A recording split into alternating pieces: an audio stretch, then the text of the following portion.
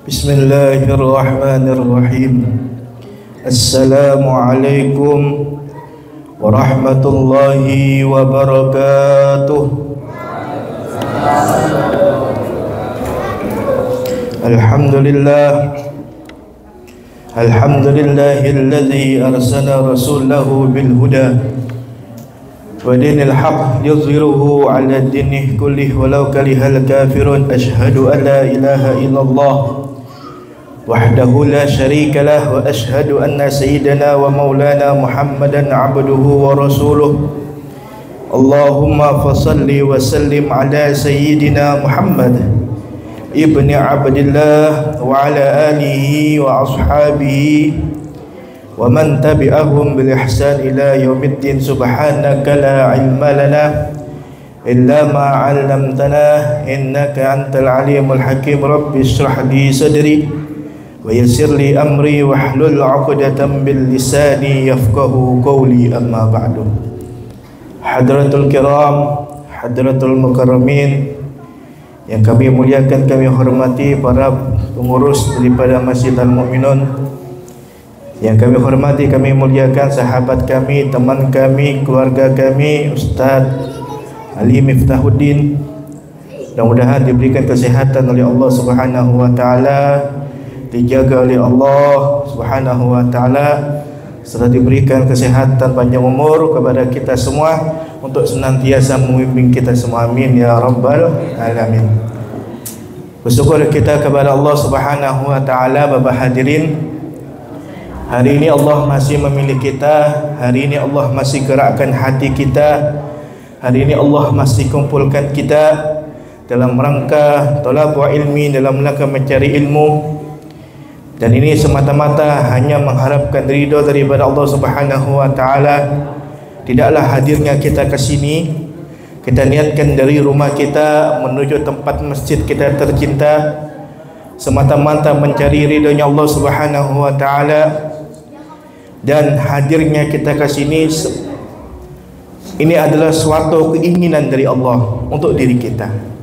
Dan ini adalah suatu hal yang mahal, yang tidak semua orang Allah pilih, yang tidak semua Allah gerakkan hatinya, yang tidak semua orang Allah gerakkan batinnya untuk bisa sama-sama hadir ke tempat yang mulia. Berapa banyak di antara kita, hadir tulang kita, keluarga kita yang hari ini terbaring di rumah sakit. Mereka hanya bisa mendengarkan suara azan dari ventilasi rumah sakit. Namun percaya dan yakinilah Bapak hadirin, di dalam hati yang paling terkecil mereka akan berdoa, ya Allah, sembuhkanlah saya agar saya kembali ke masjid. Berapa banyak di antara kita, saudara kita, tetangga kita, handi tulang kita, yang kemarin masih Ramadan bersama kita, yang kemarin masih sholat id bersama kita, yang mungkin kemarin masih yasinan bersama kita, yang mungkin kemarin masih sendaguro bersama kita. Namun hari ini Allah Subhanahu wa taala takdirkan mereka berjumpa dengan Rabb-Nya. Dan berapa banyak di antara kita, hadir tulang kita, keluarga kita, yang hari ini mereka tahu panggilan azan itu panggilan dari Allah untuk dirinya. Mereka tahu panggilan azan itu hadiah terindah dari Allah untuk dirinya. Namun berapa banyak hari ini orang-orang hanya sekedar tahu saja, oh itu azan, hatinya enggak tergerak. Dan ini kata Nabi Muhammad sallallahu alaihi wasallam, salah satu tanda Allah itu cinta kepada diri kita, Allah akan senantiasa memilih kita untuk melakukan suatu amal kebaikan. Namun sebaliknya, ketika Allah Subhanahu wa taala tidak cinta kepada diri kita, maka mustahil Allah Subhanahu wa taala akan memilih diri kita. Salawat serta salam kita haturkan kepada yang mulia baginda Nabi Muhammad sallallahu alaihi wasallam.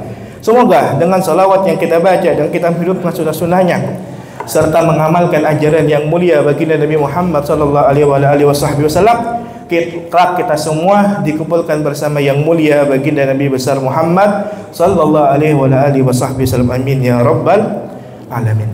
Bapak hadirin yang dimuliakan oleh Allah Subhanahu wa taala, melalui peristiwa yang baru saja terjadi, peristiwa seorang bapak dengan anak, yang mana seorang anak memiliki keteguhan yang kuat, memiliki keimanan yang kuat, mantap, serta tidak takut kepada apapun. Ketika Allah Subhanahu wa taala menyuruh anak kita, ketika Allah Subhanahu wa taala menyuruh daripada Nabiullah Ibrahim alaihi salam untuk menyembelih daripada putranya, sedikit pun Ismail alaihi salam tidak takut atas perintah itu. Dan ini menjadi pelajaran bagi kita. Apa pelajarannya? Bahwa diri kita ini adalah kepala keluarga, dan kita berkewajiban untuk mendidik daripada anak kita untuk taat kepada Allah Subhanahu wa taala. Kita berkewajiban mendidik anak kita untuk menjadi anak-anak yang soleh. Bagaimana mungkin kita hari ini anak kita ingin seperti Nabi Ismail, namun kita nggak kita didik dengan cara yang benar? Dari mana mungkin kita bisa mendidik anak kita menjadi orang soleh kalau kita tidak mendidiknya dengan ajaran yang mulia baginda Nabi Muhammad SAW? Dan hadirin yang Allah muliakan, kita sama-sama tahu anak ini akan menjadi bumerang bagi diri kita. Anak ini akan menjadi musuh dalam diri kita. Maka jangan sampai hadirin yang Allah muliakan, anak yang sudah kita besarkan dengan jerih payah, anak yang sudah kita besarkan dengan susah payah, kaki jadi kepala, kepala jadi kaki, siang malam dihajar untuk memenuhi daripada kebutuhan anak, akan tetapi anak tersebut menjadi musuh dalam kehidupan kita. Hadirin yang Allah muliakan, hadirnya anak kita akan menjadi penerus yang meneruskan zikir kita, yang akan meneruskan doa-doa kita, yang akan meneruskan bacaan Quran kita, yang akan meneruskan daripada kegiatan kita di masjid. Kalau enggak kita didik, bagaimana mungkin dia bisa meneruskan kegiatan kita? Maka hal ini jangan sampai terjadi. Satu kisah Bapak hadirin yang Allah muliakan, saya pernah menemukan Ustaz. Ketika itu saya safari dakwah di daerah Sulawesi. Saya menemukan, ini bukan cerita ngarang Bapak hadirin, saya yang menemukan, saya yang melihat kejadian tersebut. Berapa tahun yang lalu saya pergi ke Sulawesi. Kebetulan orang kampung di situ yang biasa memandikannya lagi gak ada di tempat, lagi keluar kota. Ada satu orang kaya meninggal bapaknya. Kebetulan saya yang ada di situ. Kami rombongan dari Balikpapan kurang lebih 6 orang.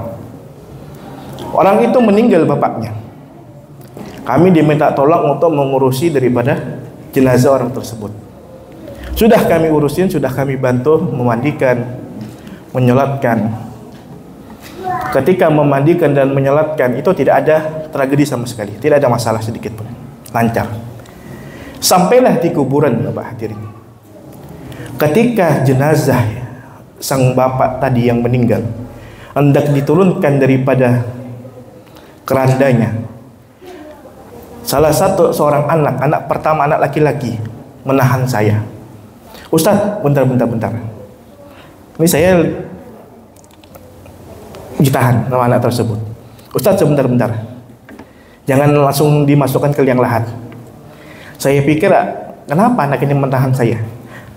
Di luar dugaan saya Bapak hadirin, anak tersebut sempat-sempatnya selfie ketika bapaknya dimasukkan ke kuburan. Selfie di fotonya sang bapak tersebut, gak lama kemudian dimasukkan ke medsosnya. Alhamdulillah, bentar lagi warisan cair. Dan itu saya ditunjukkan oleh ibunya, gak main-main. Gak ada perasaan sedikit pun bapaknya meninggal, ya nangis kah, ya berdoa kah? Gak ada sedikit pun rasa nangis, rasa sedih itu gak ada kepada anak tersebut.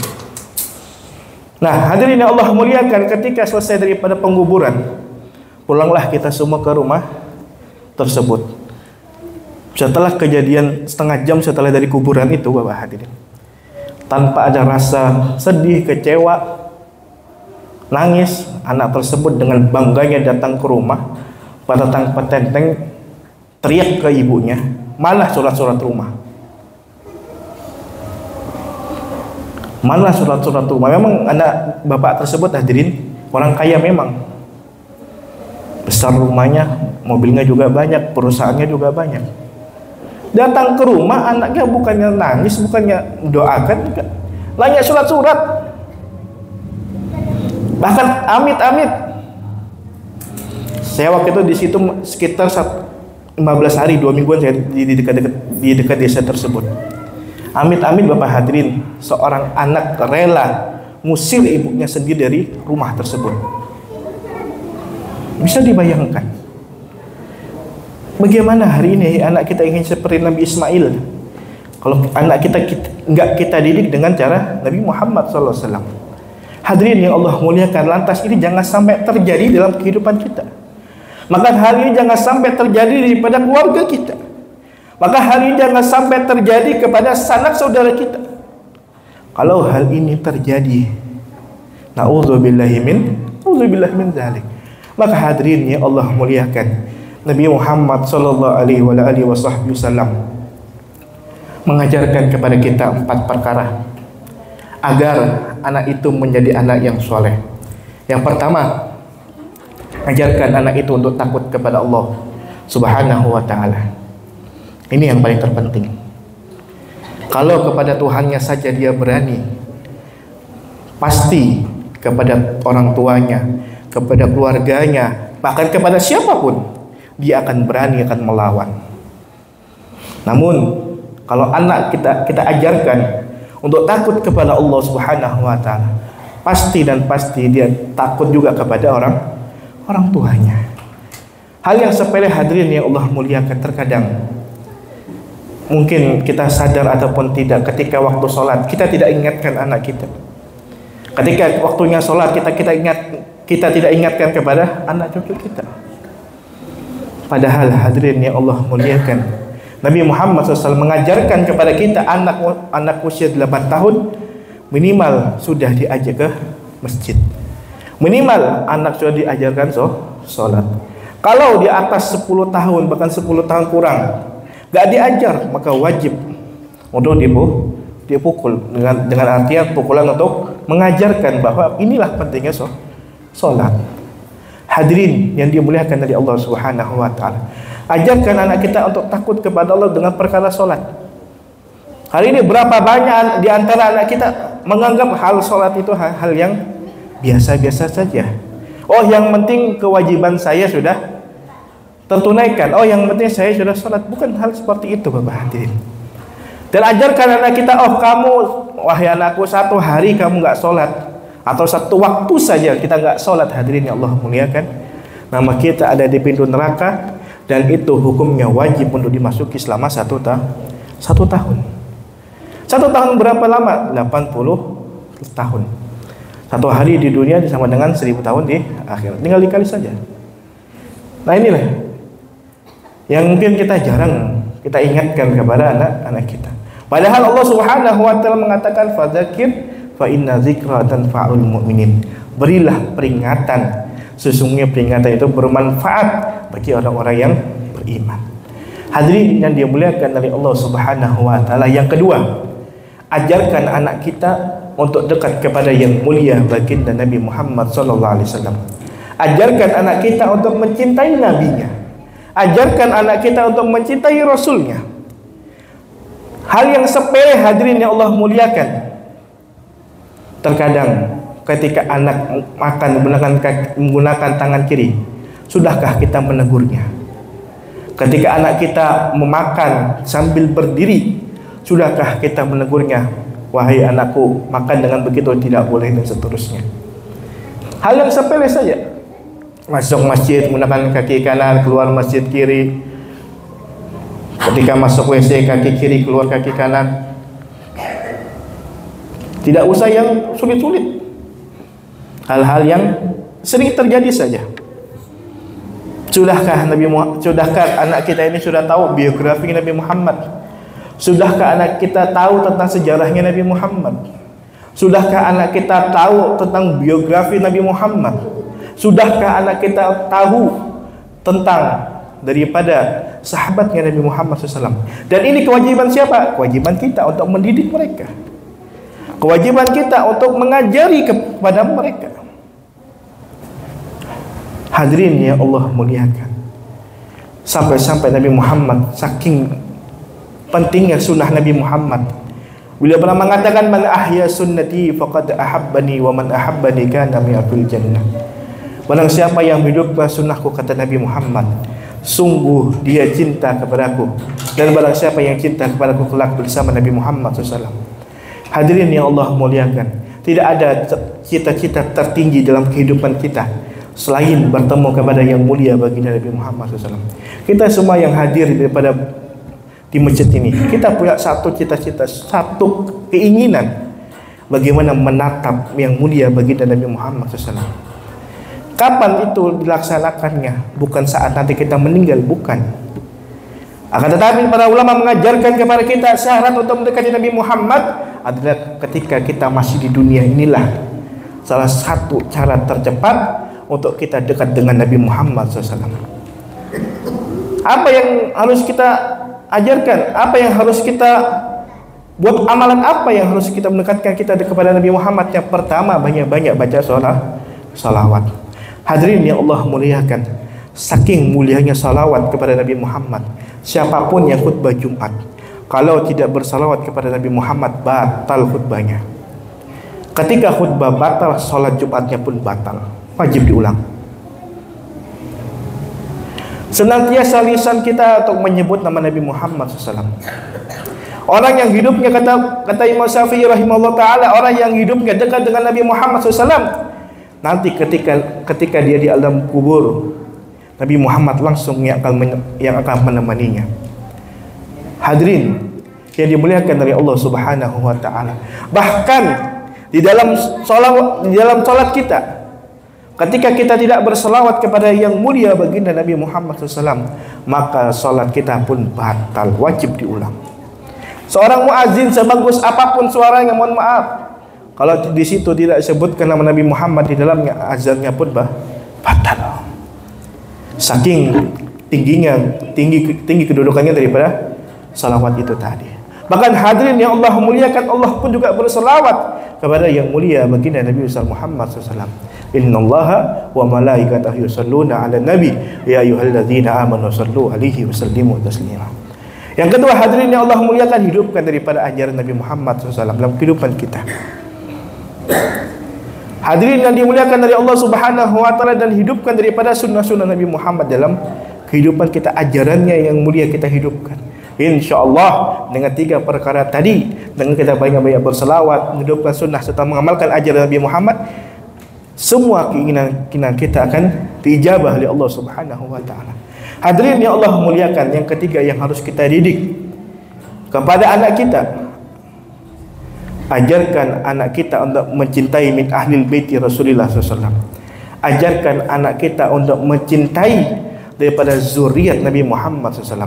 Ajarkan anak kita untuk cinta kepada orang-orang soleh. Ajarkan anak kita untuk senantiasa dekat kepada orang-orang soleh.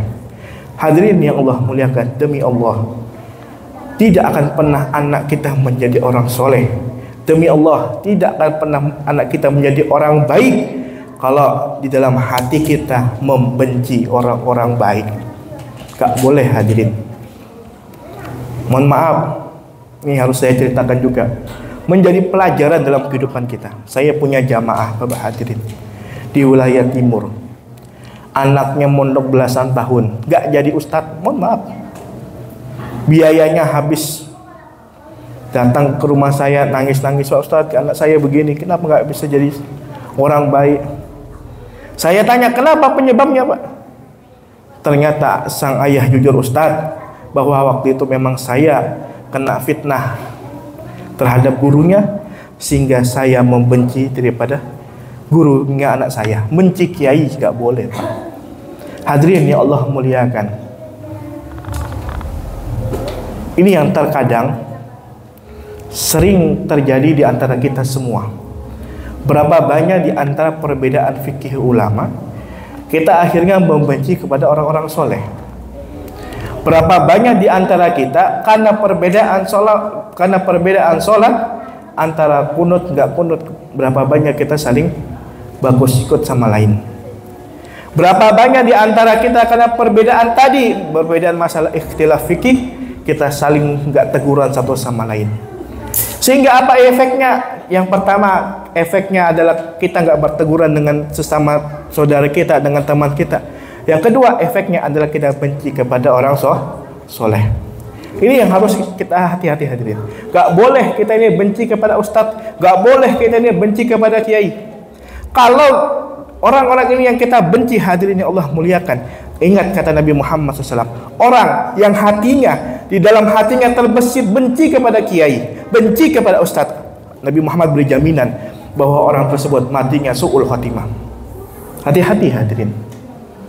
Bahkan kita tahu Ibnu Muljam, di zaman Nabi Muhammad ada yang namanya Ibnu Muljam, orangnya hafiz Quran, orangnya alim, matinya kafir Bapak hadirin. Apa penyebabnya? Membunuh daripada Sayyidina Ali radhiyallahu taala anhu.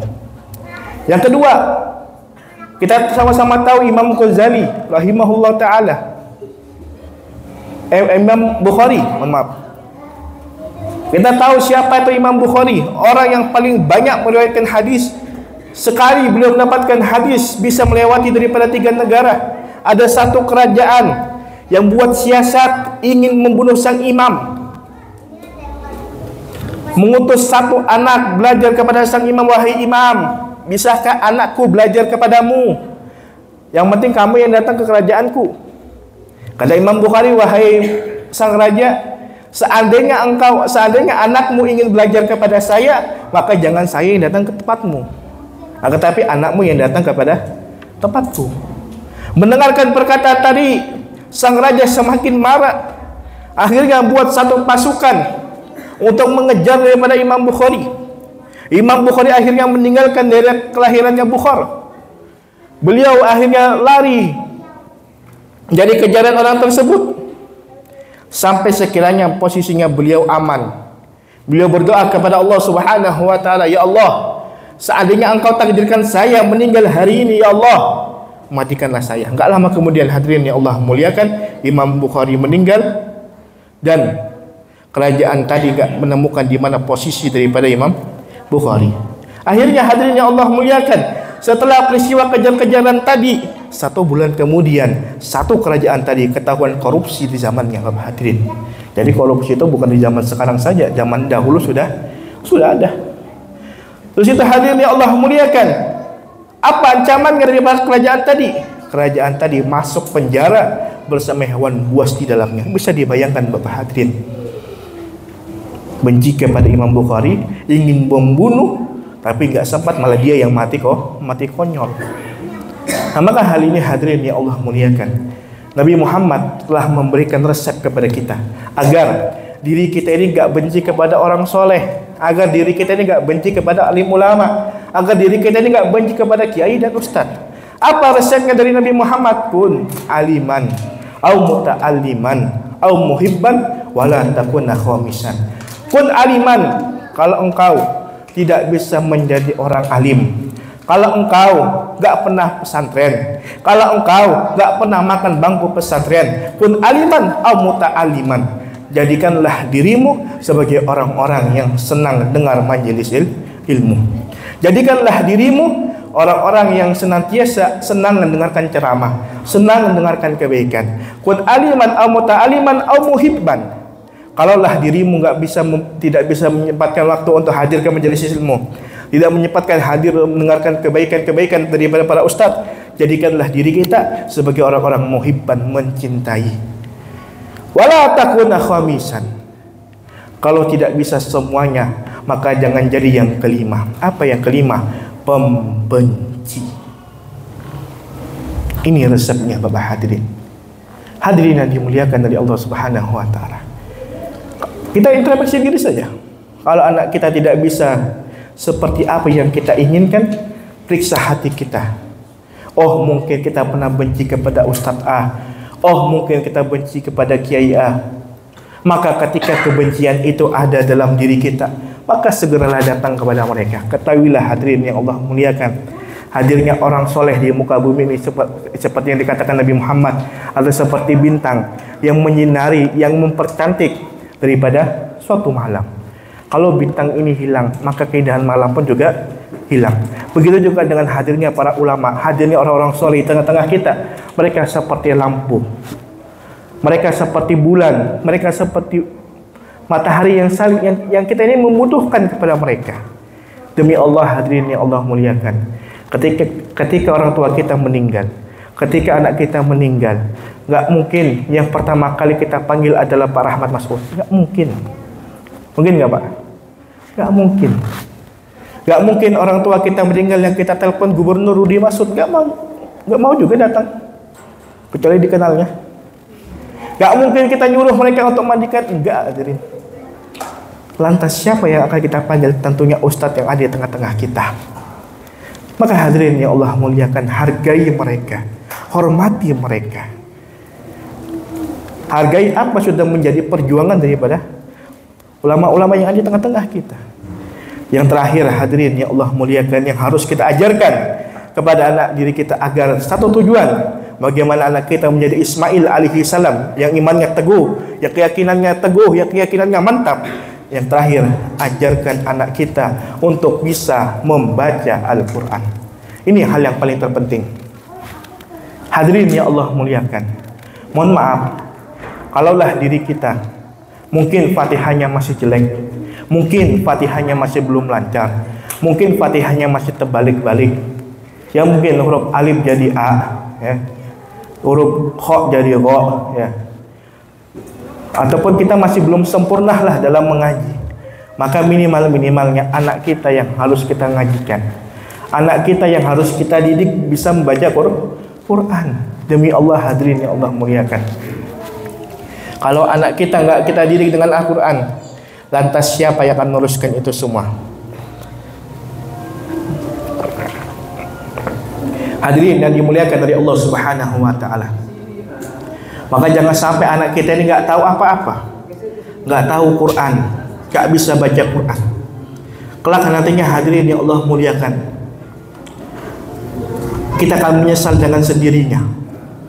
Kita akan menyesal sejadi-jadinya. Kita akan menangis sejadi-jadinya kalau anak kita nggak bisa membaca Al-Quran, tidak bisa meneruskan doa-doa kita, tidak bisa meneruskan zikiran kita, tidak bisa meneruskan baca Quran kita. Lantas siapa yang akan kita harapkan?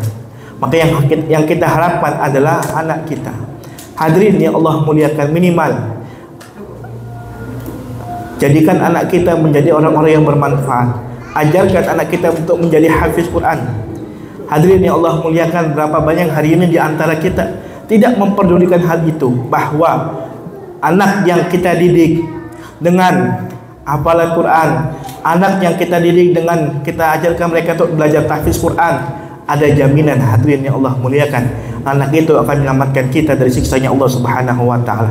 Di dalam kitab Bukhari dijelaskan ada salah satu anak yang mencari daripada kedua orang tuanya, yang mana anak tersebut melihat di sekumpulan surga, melihat seorang ayah kumpul dengan ibunya, kumpul dengan anak-anaknya. Anak tersebut tidak menemukan posisi di mana ibunya, akhirnya memanggil, wahai ibuku, wahai bapakku, di mana dirimu? Ingat hadirin yang Allah muliakan, dalam hadis Nabi dijelaskan bahwa orang tua tidak akan pernah lupa sedikit pun dengan suara anaknya. Lantas anak tersebut datanglah kepada malaikat Ridwan alaihi salam, wahai Ridwan, di mana posisi ayahku? Di manakah posisi kedua orang tuaku? Maka malaikat Ridwan menyarankan, wahai Bulan bin Fulan, engkau coba masuk ke dalam neraka. Mungkin ibumu ada dalam neraka. Betul hadirin yang Allah muliakan, karena anak tersebut diajarkan hafiz Quran, diajarkan dengan bisa baca Quran, bisa membaca Al-Quran, anak tersebut masuk ke dalam neraka. Dipanggillah kedua orang tuanya, wahai ibuku, wahai bapakku, di mana dirimu? Ketika mendengar daripada suara daripada anaknya, sang ibu menyahut, wahai anakku, tolonglah kami, wahai ayah, wahai anakku, tolonglah kami. Lantas anak tersebut masuk ke dalam neraka. Ingat hadirin yang Allah muliakan, anak yang kita ajarkan dengan Quran, anak yang kita ajarkan dengan Quran, sedikit pun satu bulu, apalagi satu badan, haram disentuh daripada api nerakanya Allah Subhanahu wa Ta'ala. Akhirnya anak tersebut datang ke dalam neraka, melihat ibunya melihat orang tuanya sedang digosok di dalam nerakanya Allah Subhanahu wa taala. Karena anak tersebut hafiz Quran, karena anak tersebut belajar Quran, maka anak tersebut mampu mensyafati orang tuanya, 10 anggota keluarganya yang tadinya divonis daripada masuk neraka, Allah jamin bisa masuk ke dalam surga. Ini yang kita harapkan, ini yang kita inginkan Bapak hadirin yang Allah muliakan. Kalaulah diri kita hanya mengandalkan sholat kita, hanya mengandalkan zikir kita, nggak cukup. Harus ada estafet, harus ada penerus. Siapa yang akan meneruskannya? Tentunya anak kita. Hadirin yang Allah muliakan, demi Allah, anak yang kita ajarkan dengan Quran gak bakalan sedikit pun hidupnya sengsara. Saya punya murid, alhamdulillah Bapak hadirin, 2 tahun yang lalu masih kelas 6. Alhamdulillah bisa menyelesaikan daripada hafalannya 30 juz di luar kepala. Ketika waktu itu 2 tahun yang lalu dites oleh salah satu syekh dari Palestina di rumah dinas wali kota, didudukkan 30 juz tadi, kurang lebih 3,5 jam. Di antara 30 juz tadi yang diuji oleh syekh tersebut hanya 1 kali salah, dan itu pun salah di juz 25. Masih kelas 6 SD, alhamdulillah dapat beasiswa langsung ke Mesir Bapak hadirin. Yang biayain siapa ya? Pak Wali Kota. Tentu hal ini kita inginkan Bapak hadirin. Maka jangan sampai hadirin yang Allah muliakan. Saya pernah menemukan satu orang laki-laki, orang tua parubaya, datang kepada saya ketika saya safari dakwah di daerah Wabulu Laut. Satu orang tua datang kepada saya, wahai Ustaz, saya ini ingin belajar ngaji. Nah, maka kita di antara kita Bapak hadirin yang Allah muliakan, kalau kita belum bisa belajar ngaji, belajar Bapak hadirin.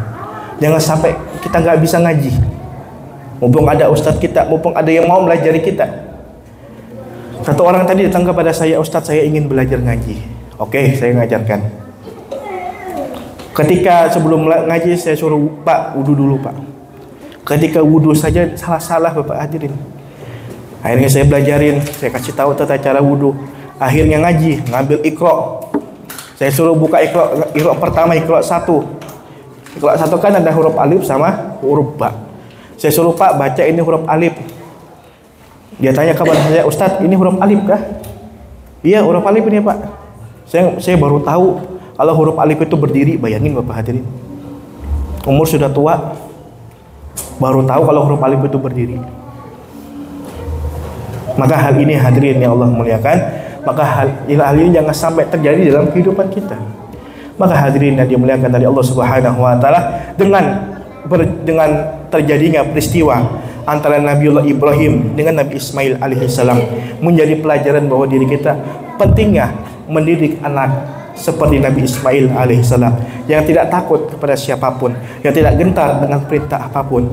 Sekali Allah perintahkan, sekali Allah turunkan wahyu untuk menyembelih daripada Ismail, Nabi Ismail alaihissalam tidak takut kepada pun, bahkan tidak takut kepada suatu hal yang ingin dibunuhnya. Maka hadirin yang dimuliakan dari Allah Subhanahu wa taala, mudah-mudahan dengan materi tadi, ajarkan anak kita untuk takut kepada Allah, ajarkan anak kita untuk mencintai Nabi-Nya, ajarkan anak kita untuk mencintai orang soleh, ajarkan anak kita untuk bisa membaca Al-Quran. Mudah-mudahan 4 tadi yang kita ajarkan kepada anak kita, mudah-mudahan keluar daripada Nabi Ismail alaihissalam, seorang rasul yang memiliki keteguhan yang kuat kepada Allah Subhanahu wa taala, dan itulah yang kita harapkan. Seorang anak yang takut kepada Allah Subhanahu wa taala, seorang anak yang sangat mencintai nabinya, seorang anak yang mencintai daripada orang-orang soleh, dan seorang anak yang gemar dengan Al-Quran. Mudah-mudahan salah benarkan datangnya daripada Allah Subhanahu wa taala, yang salah daripada saya pribadi, yang benar datangnya daripada Allah Subhanahu wa taala, yang benar bisa diamalkan, yang salah jangan diamalkan. Demikian yang bisa kami sampaikan, kurang lebihnya mohon maaf. Wallahul muwaffiq ila aqwamit thariq. Wassalamualaikum warahmatullahi wabarakatuh.